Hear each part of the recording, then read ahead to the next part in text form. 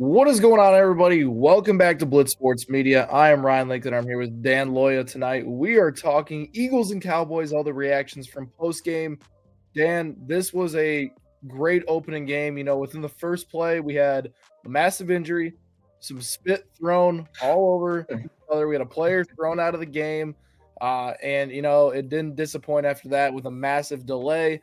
Pretty good football game all around. Offensive fireworks in the first half and then a defensive showdown in the second half. It was definitely worth the wait to get this one, and I think we got a lot better game than we expected. Dan, what were your initial thoughts from this game?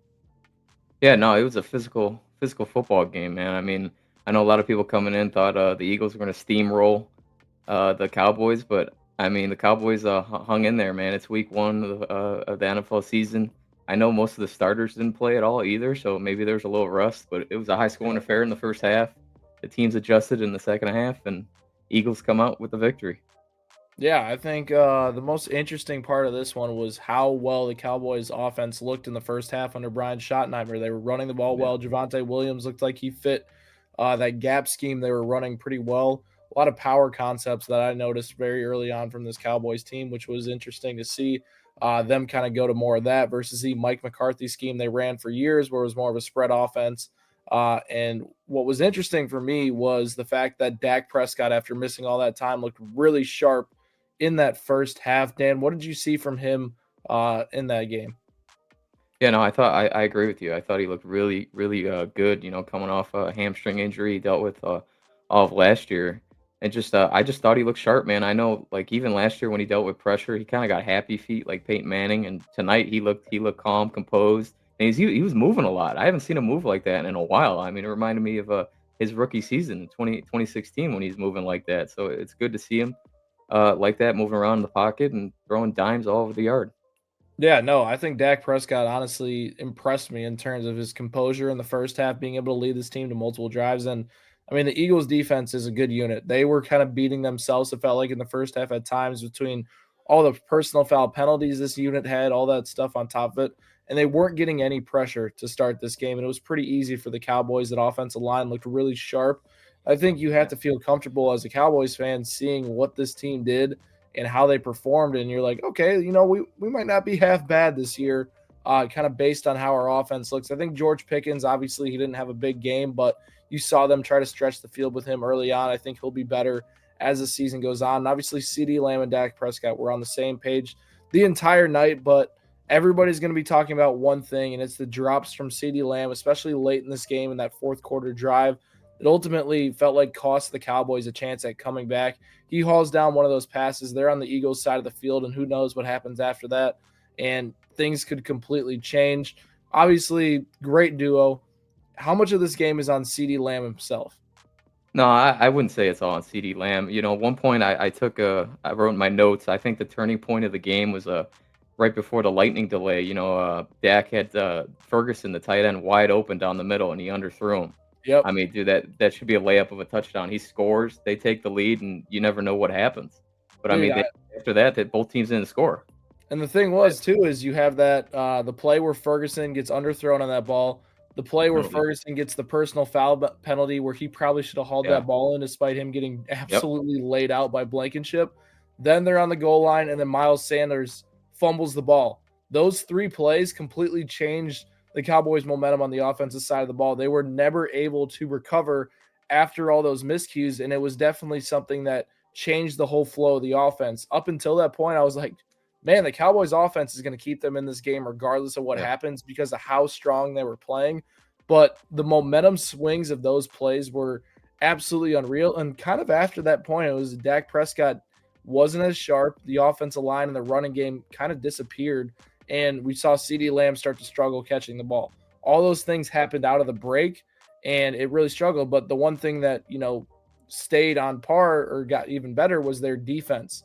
Their defense showed up in the second half, and obviously the Philadelphia Eagles in the first half, it wasn't necessarily like they had their way with them, but the Eagles were able to go down methodically. Jalen Hurts used his legs without a spy, that they didn't have on Dallas' side of things, and the Eagles were putting up points with ease in the first half. In the second half, it was completely different. The Cowboys stopped the run, which it looked like they were starting to make good momentum on in the first half. They were able to put a contained guy on the outside, and part of that is just the defense ends containing their rush lanes. And then their spy was there for Jalen Hurts. And their corners, man, they completely locked them up. A lot of people, were on it about Duron Bland and Trayvon Diggs getting all this money. But, they performed very well tonight. A.J. Brown, 1 catch. Devonta Smith, I think, only finished with 2 or 3 catches. What were you thinking between that Cowboys defense, Eagles offense type vibe tonight? Yeah, no, just to build on that, to talk about the Cowboys secondary, I think Kyrie Elam's their weakness, and I'm surprised the Eagles didn't attack him more. I know that I believe the Eagles' biggest play of the night was that pass to Dotson, and Yep, Elam and was they in targeted coverage there. Elam. Yeah, so I'm not really sure what the Eagles are doing on offense. I don't know why they didn't throw it more down the field. That's something we can look at on film. But yeah, I mean, just the Eagles just couldn't run the ball in the second half. I was surprised. Made me think of Jerry. Maybe Jerry Jones was right. You got Phillips from from Green Bay, and they could stop the run now. I was impressed in the second half, and they look sharp overall. The defense. Yeah, they really did. We're gonna welcome in Dale here, our Cowboys guy. Dale, how we doing? What the hell? So Dude, how we feeling? what are the thoughts going through your head right now after this game? Is it excitement? Guys, what's going on? Like, Oh, man. what are the thoughts right now? Obviously, the game had a lot of emotions going different ways. For me, man, I watched the first half. I felt like the Jalen Carter thing completely kept us in the game. I feel like maybe if he stayed in the game, we wouldn't be able to move the ball as effectively, consistently like that. Especially not in this first game, but we were moving the ball and going back and forth, back and forth. I think the rain delay helped us a little bit as well coming out of that third quarter because they were moving the ball. It felt like they were gaining momentum. But I will say it was in the fourth quarter, and I'm sorry for my recollection because I was at work and trying to watch it on my phone at work. It was we got the ball first down. We got a first down on the first 4. The next 4, we start off by running the ball on first down, and we lost a couple of yards. And I feel like that completely just stunted our momentum. And then we tried to get it back, but now the pass rush is getting to us. The pass rush from the Eagles was consistent all night, throughout the night. So I feel like our O-line, it's the first game of the season. I always say give us the midseason and let me know what a team will really look like. But the first game, our O-line looked pretty rough. But that drive right there, running that ball, that first down, losing those yards, they completely just killed our momentum. And we're at the link. So it's at the end of the day, the fans kind of played a part. They just Saquon looked like he started powering up in the fourth quarter, as was the case all last year. And it kind of he didn't quite do what he did last year, but it was enough that just stunning our growth like that on that first down. It kind of just killed our momentum and kind of played into the rest of the game for me. Yeah, it was interesting. I'm looking at the box score here too. Saquon Barkley only had 60 yards, averaged 3.3 yards per carry, and the leading receiver for the Eagles was Jahan Dotson.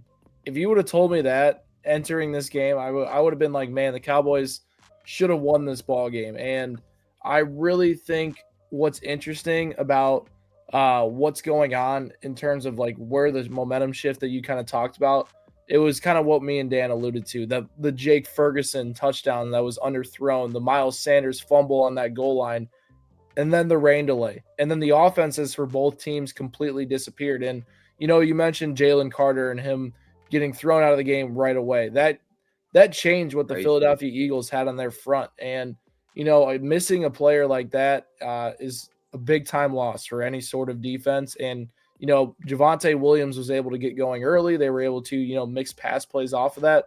And it was bing, bang, boom to start the game. After that, it wasn't all that the rest of the game after those momentum shifts. And, I'm interested to see over the course of the season, you mentioned the offensive line, the amount of investments the Dallas Cowboys have made in this offensive line in the draft over the years, right? That should be a top tier unit in the NFL with what they're investing in it.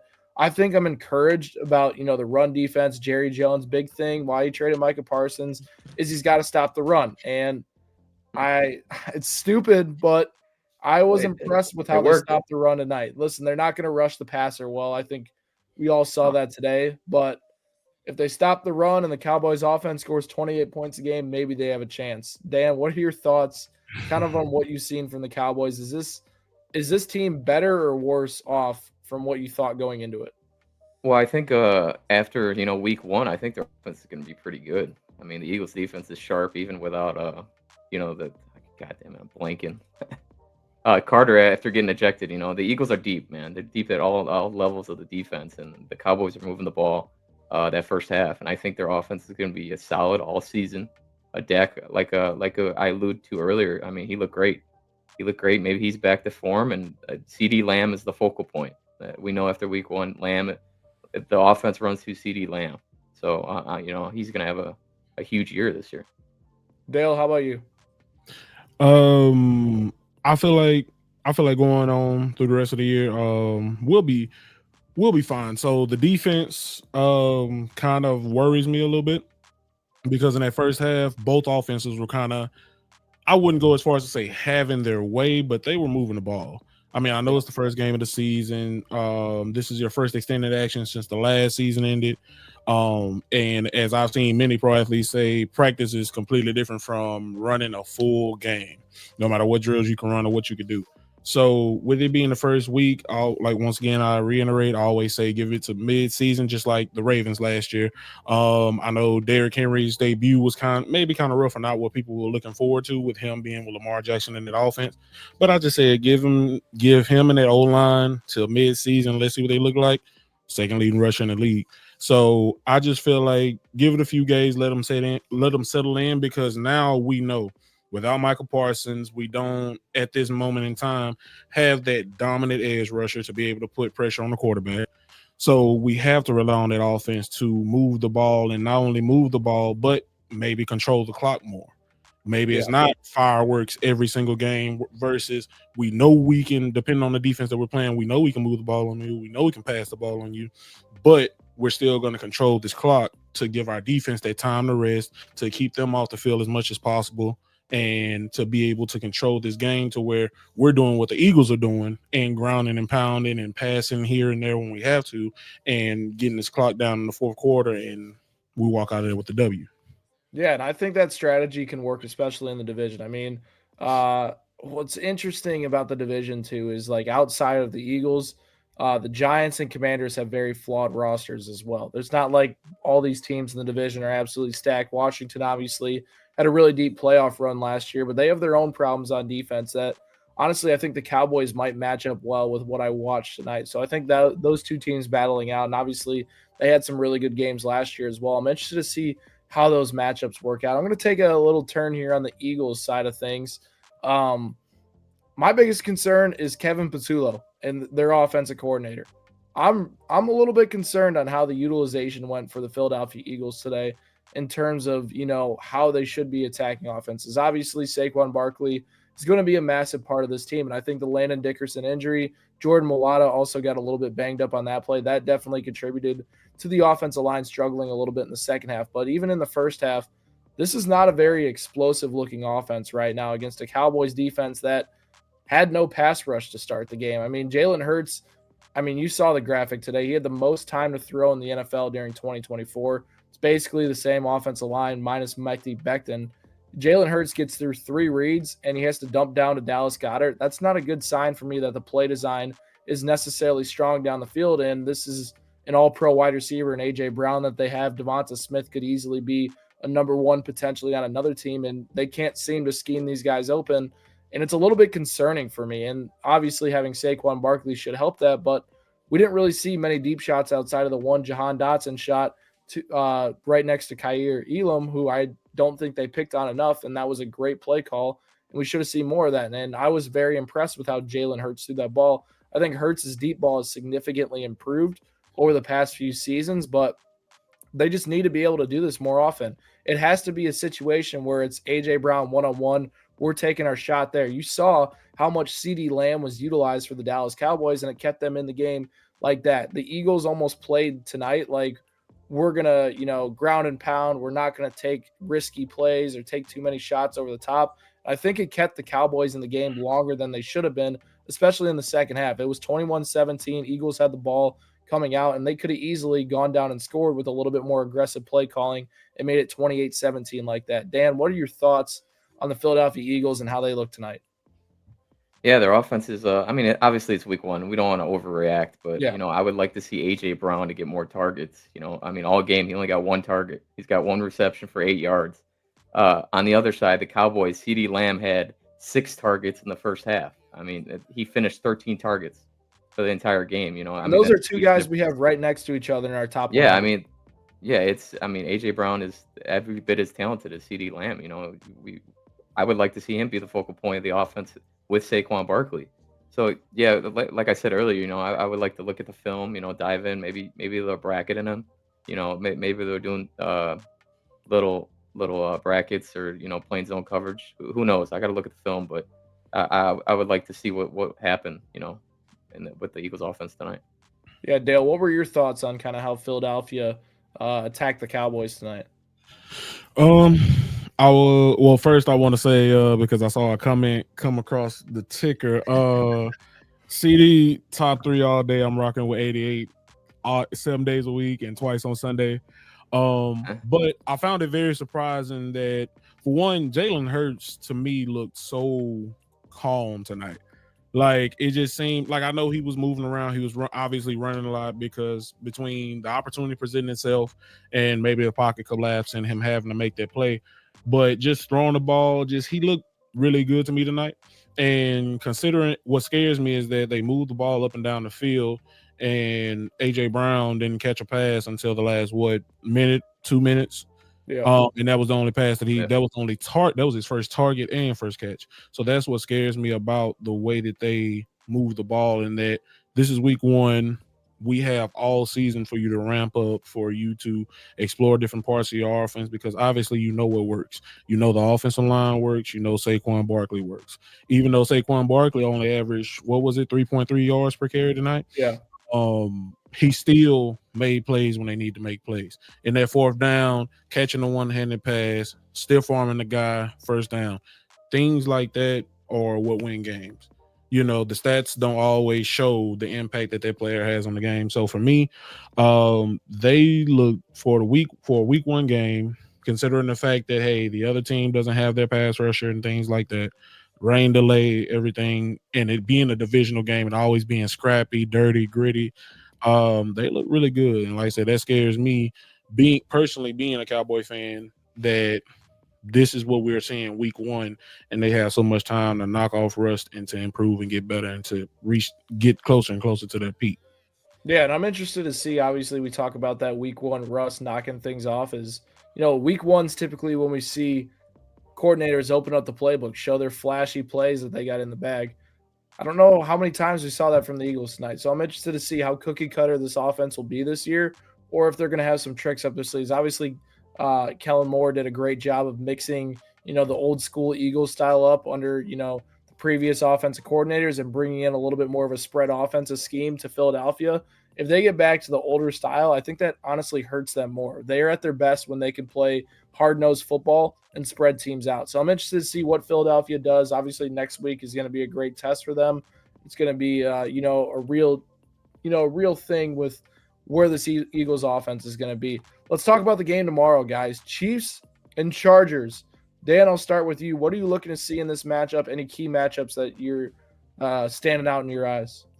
I mean, it's week one. We don't know what's going to happen. The game's in Brazil, but I'm really curious what the Chargers are going to do on offense. How heavily they rely on the rookie Hampton, and also the other rookie out wide, Trey Harris. I want to see how they utilize them both, and Greg Roman's offense. And then with the Chiefs, I want to see Josh Simmons. He had a strong preseason, and I want to see how he holds up in the regular season. I mean, Josh Simmons versus Khalil Mack. I think we're going to get a clear indication of how good Josh Simmons is going to be and how pro-ready he is just with Khalil Mack alone. Tape looked good in the preseason. Dale, what are you taking a look at between this matchup between another two division teams? I love division games because they just seem to be so much more of a dogfight every time. But I'm looking at how that offensive line looks around Patrick Mahomes. So, of course, regular season is a totally different thing from the playoffs. But as we've seen in the Super Bowls that he's lost, That's literally been the difference between them getting a W and them taking the L, which they did. So like you said, I'm looking at how Josh Simmons, does he solidify that line, or do they still have a problem that they have to find a solution to going through the season? Because just off the strength of having Patrick Mahomes, Andy Reid, Travis Kelce, Chris Jones, you're going to win games just off of that. But over the years, with age, with playing those games every year, plus playing extra games in the playoffs and having less rest time than other teams and other players, does just that superpower, does just that strength weaken this year to where other players have to step up, or can we still carry those weak spots and kind of cover them up?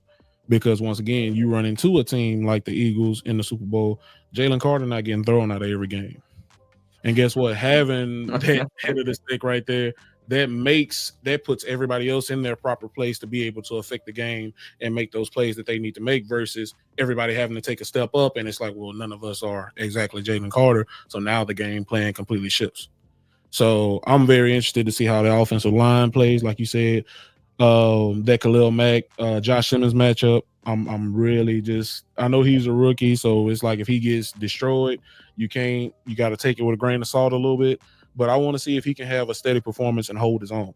Because at the end of the day, yes, you're a rookie, but at the same time, this is your competition. This is what you're going to be seeing Sunday after Sunday. Maybe not a Khalil Mack type, but at the same time, somebody that's out there trying to, if they're not already paid, they're trying to get set up to pay mortgages, to pay tuitions, to pay all of these things. And so they out there fighting for their life. And I'm just interested to see, do you have it? Do you have that game in you?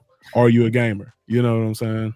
100%. Yeah, no, you guys stole my thunder for sure. I was going to say I want to know what you think, Ryan. Let's go. You're the Chiefs guy. What are you watching for? Thunder. The offensive line's obviously the biggest one that I think everybody wants to see. Is this finally the franchise left tackle of the future for the Chiefs? I think that's what the question everybody wants to know. I'll kind of go, I guess, in a different route for you guys. I am interested to see what the Chiefs defense looks like with Christian Fulton implemented, obviously a former Charger. We saw a little bit kind of a preview in the preseason where Trent McDuffie went back to his natural position of the slot on key third downs, and he's probably going to follow some guys here and there. But last year they really struggled defending the slot, and it was partly because Trent McDuffie had to play outside corner because they didn't really have the cornerback depth to be able to throw him inside. So him kind of getting to his natural slot position, I'm interested to see against a deep Chargers wide receiver room how strong the entire cornerback room looks for the Chiefs. I think that's a matchup that probably is going to decide the game because, the Chiefs and the Chargers are going to be in a close battle. Justin Herbert's probably going to have to make some plays late in this game.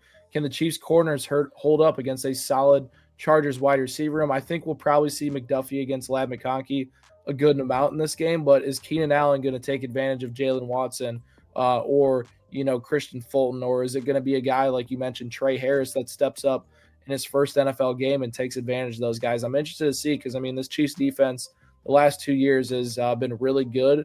Their biggest weakness, they needed another corner. They needed some depth at, pass rushing, and I think they did add it. I think Ashton Gigliotti could be a guy that plays a little bit more than expected. We'll see if that is impactful. And then on kind of the Chargers side of things, you mentioned the mix of, the running backs potentially in there, but I'm going to go with their offensive line too. Joe Alt shifting to left tackle, right? We know that Rashawn Slater's out for the year. Their interior offensive line's been pretty weak over the last few seasons. Is this an offensive line that's going to struggle this year? I want to see that against the really tough packages that Spags brings. So it's going to be a heavyweight dogfight in Brazil tomorrow for sure. Make sure you guys are tuning in to all the Blitz Sports media content we got here. Dale, you got one more comment for us? Yeah, and I just wanted to add that, just thinking about everything you were saying and so many great points, that I'm really interested to see, is this the year and is this the game that kind of launches Justin Herbert into that next stratosphere of, he has all the superstar traits, he has the nice hair, he has everything that you're looking for in that franchise quarterback, plus the bank account to show for it. But and he has a spear now. Right. It's he's playing chess. He's playing chess now. I got a little notebook over here with stuff, and I ain't got time to say it all. But is this the game against the best quarterback in the game, against the best team in the game? Well, the Eagles, but I'll say like the present current dynasty. is this the game that you can kind of launch yourself and put yourself on that path into that stratosphere of every week to week, I'm that in that top. It's the big four. It's Patrick Mahomes, Joe Burrow, Josh Allen, Lamar. Can I burst into that group? Can I be that person that you come in game plan for every week? Can I be that? Well, god damn, excuse my language, Justin Herbert is coming into town this week. So we got to make sure that we don't have the ball in his hands with the last possession in the game.